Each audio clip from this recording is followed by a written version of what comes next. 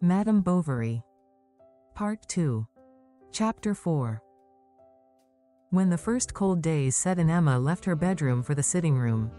A long apartment with a low ceiling, in which there was on the mantelpiece a large bunch of coral spread out against the looking glass. Seated in her armchair near the window, she could see the villagers pass along the pavement. Twice a day Léon went from his office to the lion door. Emma could hear him coming from afar. She leant forward listening. And the young man glided past the curtain, always dressed in the same way, and without turning his head. But in the twilight, when, her chin resting on her left hand, she let the embroidery she had begun fall on her knees, she often shuddered at the apparition of this shadow suddenly gliding past. She would get up and order the table to be laid. Monsieur Holmes called at dinner time, skullcap in hand. He came in on tiptoe, in order to disturb no one, always repeating the same phrase, "Good evening, everybody." Then, when he had taken his seat at the table between the pair, he asked the doctor about his patients, and the latter consulted his as to the probability of their payment. Next they talked of what was in the paper. Holmes by this hour knew it almost by heart, and he repeated it from end to end, with the reflections of the penny A-liners, and all the stories of individual catastrophes that had occurred in France or abroad. But the subject becoming exhausted, he was not slow in throwing out some remarks on the dishes before him. Sometimes even, half rising, he delicately pointed out to Madame the tenderest morsel, or turning to the servant, gave her some advice on the manipulation of stews and the hygiene of seasoning. He talked aroma, osmazome, juices, and gelatin in a bewildering manner.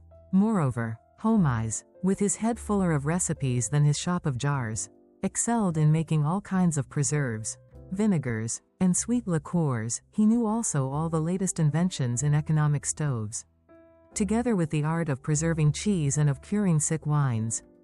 At 8 o'clock Justin came to fetch him to shut up the shop. Then Monsieur Holmes gave him a sly look, especially if Félicité was there, for he half noticed that his apprentice was fond of the doctor's house. "The young dog," he said, "is beginning to have ideas, and the devil take me if I don't believe he's in love with your servant." But a more serious fault with which he reproached Justin was his constantly listening to conversation. On Sunday, for example, one could not get him out of the drawing-room, whither Madame Holmes had called him to fetch the children, who were falling asleep in the armchairs, and dragging down with their backs calico chair covers that were too large. Not many people came to these soirees at the chemist's, his scandal-mongering and political opinions having successfully alienated various respectable persons from him. The clerk never failed to be there. As soon as he heard the bell he ran to meet Madame Bovary, took her shawl, and put away under the shop counter the thick list shoes that she wore over her boots when there was snow. First they played some hands at trente et un, next Monsieur Holmes played écarté with Emma. Léon behind her gave her advice. Standing up with his hands on the back of her chair he saw the teeth of her comb that bit into her chignon. With every movement that she made to throw her cards the right side of her dress was drawn up. From her turned-up hair a dark color fell over her back, and growing gradually paler, lost itself little by little in the shade. Then her dress fell on both sides of her chair, puffing out full of folds, and reached the ground, when Léon occasionally felt the sole of his boot resting on it. He drew back as if he had trodden upon someone. When the game of cards was over, the druggist and the doctor played dominoes, and Emma, changing her place, leant her elbow on the table, turning over the leaves of illustration. She had brought her latest journal with her. Léon sat down near her. They looked at the engravings together, and waited for one another at the bottom of the pages. She often begged him to read her the verses. Léon declaimed them in a languid voice, to which he carefully gave a dying fall in the love passages. But the noise of the dominoes annoyed him. Monsieur Holmes was strong at the game. He could beat Charles and give him a double six. Then the 300 finished. They both stretched themselves out in front of the fire, and were soon asleep. The fire was dying out in the cinders. The teapot was empty. Léon was still reading. Emma listened to him, mechanically turning around the lampshade, on the gauze of which were painted clowns in carriages, and tight-rope dances with their balancing poles. Léon stopped, pointing with a gesture to his sleeping audience. Then they talked in low tones.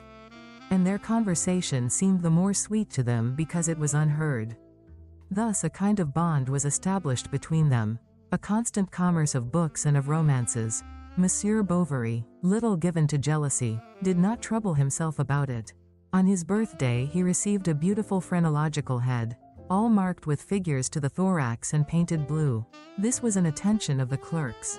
He showed him many others, even to doing errands for him at Rouen, and the book of a novelist having made the mania for cactuses fashionable. Léon bought some for Madame Bovary, bringing them back on his knees in the hirondelle, pricking his fingers on their hard hairs. She had a board with a balustrade fixed against her window to hold the pots. The clerk, too, had his small hanging garden. They saw each other tending their flowers at their windows. Of the windows of the village there was one yet more often occupied, for on Sundays from morning to night, and every morning when the weather was bright, one could see at the dormer window of the garret the profile of Monsieur Binet bending over his lathe, whose monotonous humming could be heard at the lion door. One evening on coming home Léon found in his room a rug in velvet and wool with leaves on a pale ground. He called Madame Homais, Monsieur Homais, Justin, the children, the cook. He spoke of it to his chief. Everyone wanted to see this rug. Why did the doctor's wife give the clerk presents? It looked queer. They decided that she must be his lover. He made this seem likely. So ceaselessly did he talk of her charms and of her wit, so much so that Binet once roughly answered him, "What does it matter to me since I'm not in her set?" He tortured himself to find out how he could make his declaration to her, and always halting between the fear of displeasing her and the shame of being such a coward. He wept with discouragement and desire. Then he took energetic resolutions, wrote letters that he tore up, put it off to times that he again deferred. Often he set out with the determination to dare all, but this resolution soon deserted him in Emma's presence. And when Charles, dropping in, invited him to jump into his chaise to go with him to see some patient in the neighborhood, he at once accepted, bowed to Madame, and went out. Her husband, was he not something belonging to her? As to Emma, she did not ask herself whether she loved. Love, she thought, must come suddenly, with great outbursts and lightnings, a hurricane of the skies, which falls upon life, revolutionizes it, roots up the will like a leaf, and sweeps the whole heart into the abyss. She did not know that on the terrace of houses it makes lakes when the pipes are choked. And she would thus have remained in her security when she suddenly discovered a rent in the wall of it. "It is a girl," said Charles. She turned her head away and fainted. Madame Homais, as well as Madame Lefrancois of the Lion d'Or, almost immediately came running in to embrace her. The chemist, as man of discretion, only offered a few provincial felicitations through the half-opened door. He wished to see the child and thought it well made. Whilst she was getting well she occupied herself much in seeking a name for her daughter. First she went over all those that have Italian endings, such as Clara, Louisa, Amanda, Atala. She liked Galshinde pretty well, and Yseult or Leocadie still better. Charles wanted the child to be called after her mother. Emma opposed this.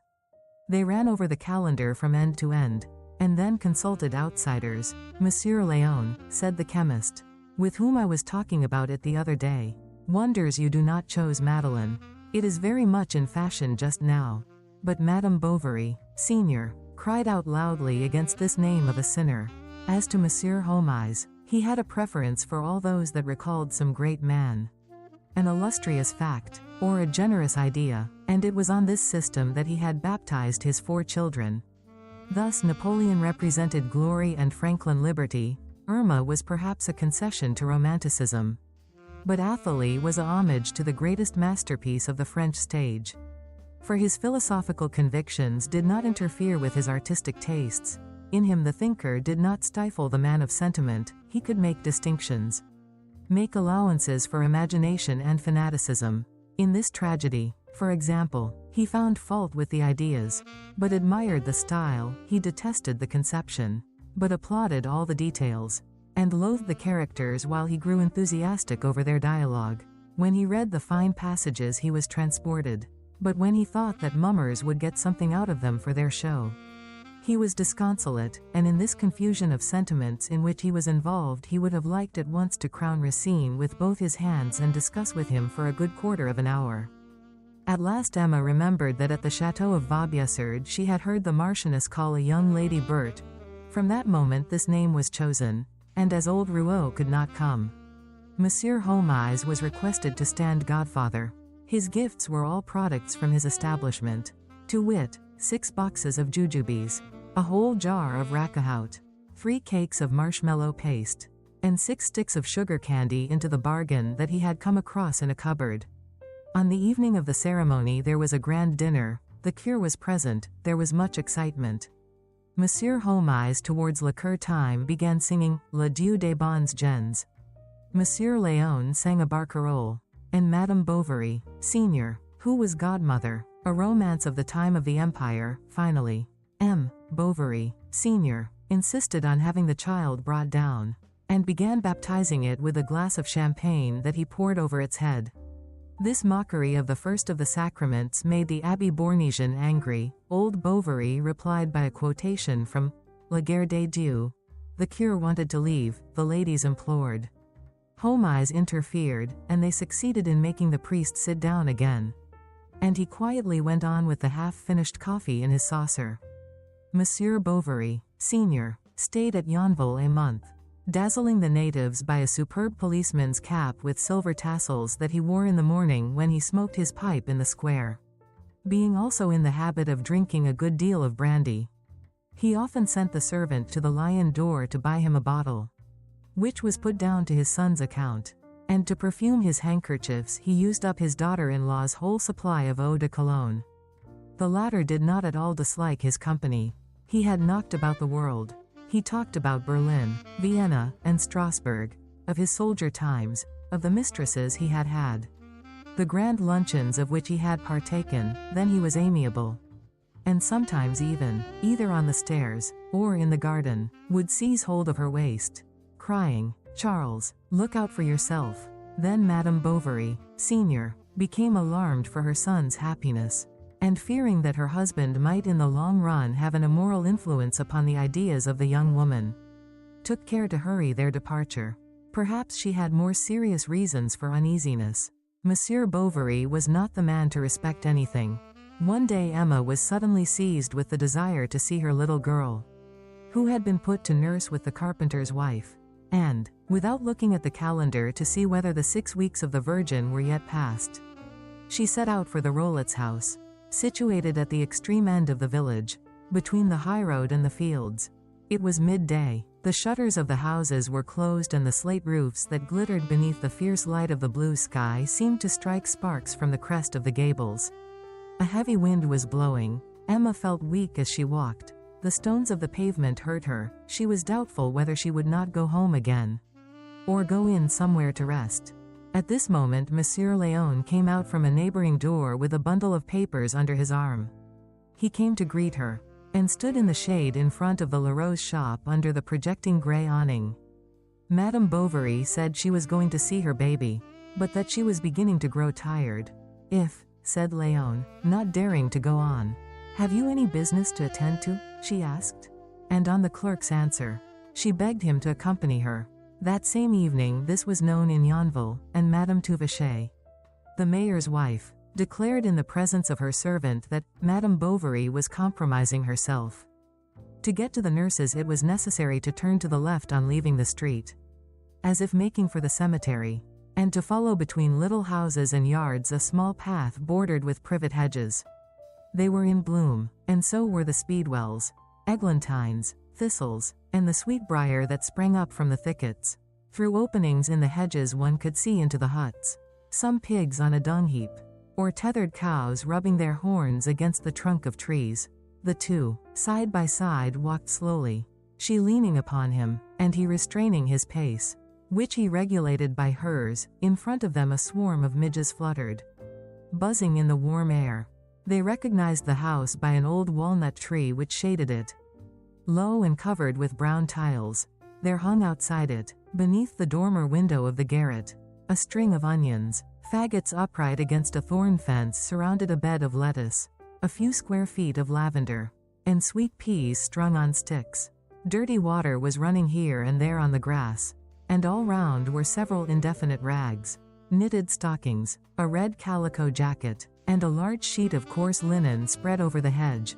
At the noise of the gate the nurse appeared with a baby she was suckling on one arm. With her other hand she was pulling along a poor puny little fellow, his face covered with scrofula, the son of a Rouen hosier, whom his parents, too taken up with their business, left in the country. "Go in," she said, "your little one is there asleep."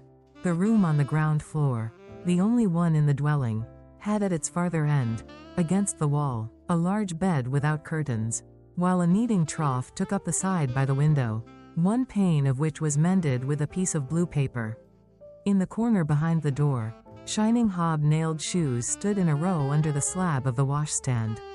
Near a bottle of oil with a feather stuck in its mouth, a Matthew Lanesburg lay on the dusty mantelpiece amid gunflints, candle ends, and bits of amadou. Finally, the last luxury in the apartment was a Fame blowing her trumpets.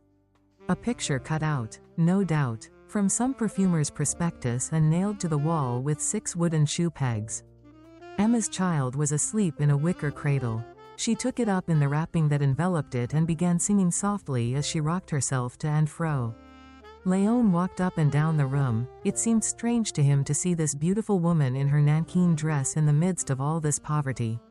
Madame Bovary reddened. He turned away, thinking perhaps there had been an impertinent look in his eyes. Then she put back the little girl, who had just been sick over her collar. The nurse at once came to dry her, protesting that it wouldn't show. "She gives me other doses," she said. "I am always a washing of her. If you would have the goodness to order Camus, the grocer, to let me have a little soap. It would really be more convenient for you, as I needn't trouble you then." Very well," said Emma. "Good morning, Madame Rollet," and she went out, wiping her shoes at the door. The good woman accompanied her to the end of the garden, talking all the time of the trouble she had getting up of nights. "I'm that worn out sometimes as I drop asleep on my chair. I'm sure you might at least give me just a pound of ground coffee, that'd last me a month. And I'd take it of a morning with some milk." After having submitted to her thanks, Madame Bovary left. She had gone a little way down the path when, at the sound of wooden shoes, she turned round. It was the nurse. "What is it?" Then the peasant woman, taking her aside behind an elm tree, began talking to her of her husband, who with his trade and 6 francs a year that the captain. "Oh, be quick," said Emma. "Well," the nurse went on, heaving sighs between each word, "I'm afraid he'll be put out seeing me have coffee alone. You know men, but you are to have some."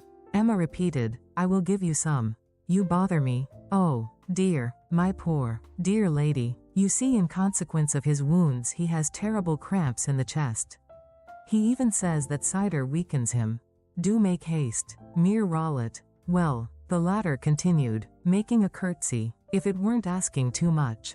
And she curtsied once more. "If you would," and her eyes begged, "a jar of brandy," she said at last. "And I'd rub your little one's feet with it, they're as tender as one's tongue."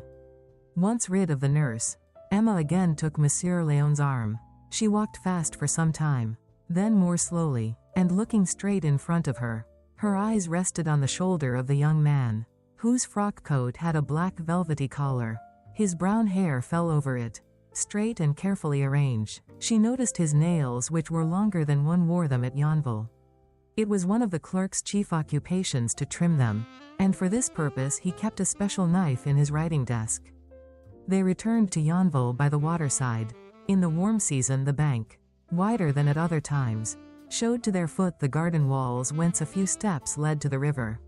It flowed noiselessly, swift, and cold to the eye. Long, thin grasses huddled together in it as the current drove them, and spread themselves upon the limpid water like streaming hair. Sometimes at the tip of the reeds or on the leaf of a water lily an insect with fine legs crawled or rested.